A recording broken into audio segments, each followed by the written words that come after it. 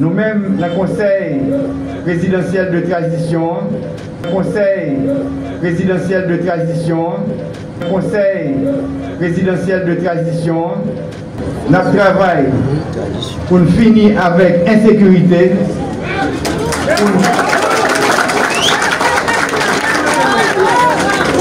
pour diminuer le chômage et pour nous diminuer le grand goût qu'a traversé la population.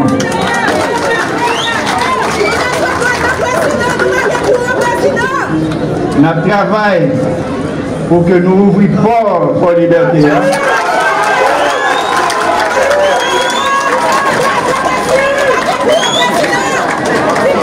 Et pour nous restaurer Fort Liberté qui est capable de servir un phare pour le tourisme haïtien. Monsieur le Président, la force.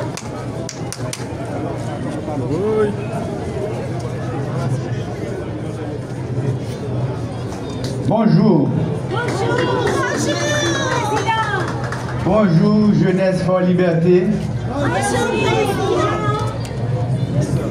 Messieurs les membres de l'état-major des forces armées d'Haïti, messieurs les membres de l'état-major de la police, monsieur le maire de Fort Liberté et les membres du cartel de Fort Liberté, mesdames, messieurs les autorités régionales en vos rangs, titres et qualités, professeurs, chercheurs, étudiants de toutes les générations et de tous les niveaux, chers acteurs de la société civile et organisateurs de l'événement, distingués invités, jeunesse de Fort Liberté. Je dis à nous là pour nous commémorer 29 novembre. Créons peuple là, pas de gomme. Même si vous voulez effacer toute date, tout symbole, vous n'êtes pas capable parce que créons peuple là, pas de gomme.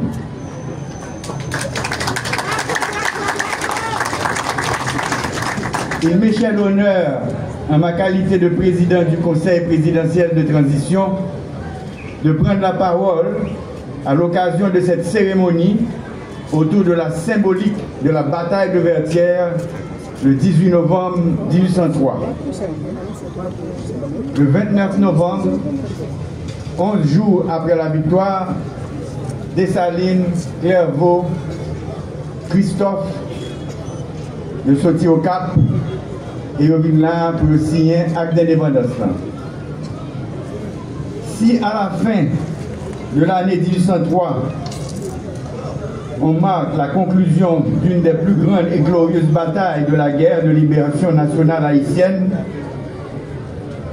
entreprise par les captifs africains de Saint-Domingue contre Napoléon Bonaparte, le roi d'Espagne, le roi d'Angleterre, il reste néanmoins que de nombreux faits d'histoire à objectivement étudier pour comprendre le symbolisme et la signification profonde de cette relativement longue période d'une douzaine d'années, de 1791 avec la cérémonie du bois caïman jusqu'en 1803. Dans cette perspective, la date du 29 novembre porte une grande charge symbolique. En effet, l'événement du 29 novembre 1803, qui a vu la rédaction et la proclamation du premier acte d'indépendance, signé des généraux Dessalines, Christophe et Clairvaux, participe de ces lieux de mémoire à étudier, à élucider, pour en fixer définitivement le sens et la portée pour les générations présentes et futures. Il est toutefois clair au nombre d'historiens qui se sont penchés sur les dates importantes de cette guerre que l'événement du 29 novembre 1803 à Fort-Dauphin, aujourd'hui Fort Liberté, n'est pas du tout banal, puisqu'il se situe dans le contexte de l'inénarrable victoire de Vertières du 18 novembre 1803. En effet, le lendemain de la défaite des forces militaires françaises de reconquête de Saint-Domingue et du projet de rétablissement de l'odieux système esclavagiste, il avait été dit à l'émissaire français et dans l'acte de capitulation transmis, reconnu et accepté par Donatien Rochambeau que le général Dessalines accordait un délai de 10 jours pour débarrasser le territoire, désormais libéré de tous les débris de l'armée française. Que tel ultimatum fasse l'objet d'une commémoration exceptionnelle, cela se comprend aisément. Que cet ultimatum se traduise par la rédaction de l'acte de l'indépendance du 29 novembre 1803, signé de Dessalines, Christophe et Clairvaux, voilà le premier témoignage officiellement consigné de la rupture totale et irréversible de nos pères fondateurs et du peuple haïtien avec tous liens coloniaux et esclavagistes. L'acte signé à Fort-Liberté en ce 29 novembre 1803 porte les valeurs et les idéaux que chérissent tous ceux pour qui liberté, justice, égalité, dignité sont les valeurs qui sous-tendent toute vraie civilisation humaine. À travers cet acte, les jeunes Haïtiens, Africains et Afro-descendants ont signifié à l'humanité entière l'importance du courage, de la bravoure, de la détermination de combattre l'insécurité colonialiste et par la volonté de liberté, d'indépendance, de souveraineté, de justice, de dignité et de progrès chez tout peuple qui abhorre l'oppression et la barbarie. Il appartient aux spécialistes de l'histoire et aux chercheurs de reconstituer les faits dans leur authenticité immuable et d'entretenir leur flamme patriotique pour mieux guider les générations d'Haïtiennes et d'Haïtiens et contribuer à construire dignité et fierté. Le 29 novembre 1803 traduit officiellement la fin de l'asservissement des Haïtiens par le système esclavagiste et porte un coup formidable au mythe de la suprématie blanche, à la domination et à l'aveuglement de tous les peuples qui souillaient et détruisaient leur humanité dans des pratiques d'exploitation des autres, de non-respect des droits et dans leur volonté active de soumettre et d'exploiter d'autres peuples.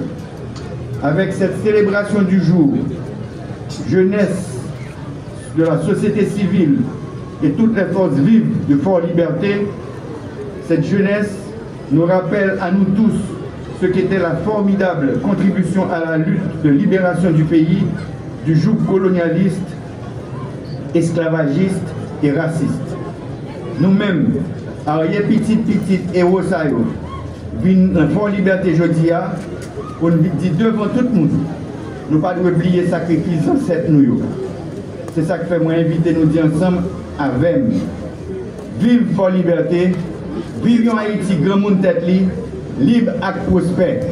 Vive Fort-Liberté, vivons Haïti grand monde tête libre et prospère. Et nous gagnons arrêté qui va le paraître pour lui dire que l'État haïtien reconnaît et consacre la proclamation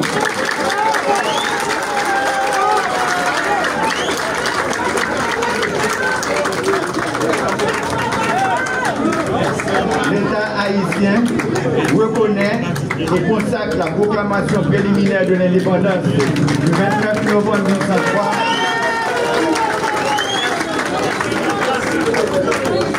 faite à Port-Dauphin, devenant Fort-Liberté. Article 2. Le 29 novembre est déclaré journée de réflexion sur les faits marquant l'histoire nationale. Au cours de cette journée, les institutions d'enseignement et de recherche et les stations de radio et de télévision organiseront respectivement des programmes de réflexion sur les faits marquants de l'histoire nationale et diffuseront les émissions de circonstances. Nous-mêmes, le Conseil présidentiel de transition, nous travaillons pour finir avec insécurité,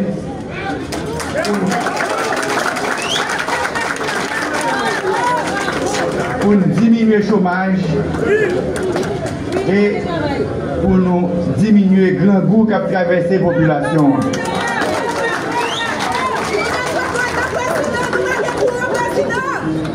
Nous travaillons pour que nous ouvrions port pour la liberté.